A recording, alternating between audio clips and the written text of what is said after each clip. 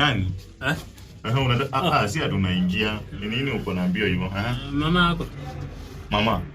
Mama yako ama? Bibi yako. Amefanya nini? Sasa kuna habari nimeleta.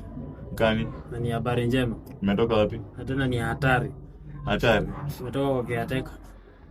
Kwa huyu mama mmoja yule. Na mzee kijiji.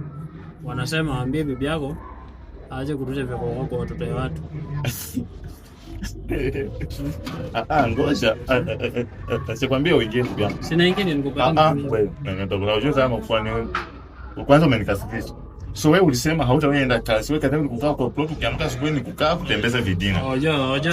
Oja ndugu yangu kunaingia ndani ni kusave watu wasisikie bibi yako anarusha vyakoko na bado na shout. Ngoja sio kwa kama kiateka ashajua. Nani mpaka nani landlord sijui mama wako jirani pia ashajua mpaka amekutuma. So kama washaanza ngapi wenye wanajua. So kwa hivyo mnakaa mkidiscuss sisi hiyo. Wachumeterana hapa watu sasa tunashauri tunataka wajue ndugu yangu. Lakini bibi yangu anarusha vyakoko. Ngoja so kwa hivyo mnakaa mkidiscuss mimi na bibi yangu. Niko discuss lakini ni ukweli. Kwa hivyo wanamtetea mnajua venye mnatoanga vyakoko cha kama kuchuku mnatesa watoto wao wenyewe Nairobi. Hautaenda kazi.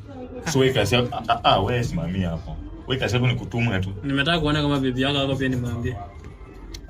Na unajua ni kwa nini nimebeba hiyo rungu. Nilijua tunapatana kichunguma kama wewe kwa mlango atapatana. Okay. Ita bibi yako akuje nimwambie. Wewe toka hapo uende. Wewe toka hapo uende tutakutana wewe.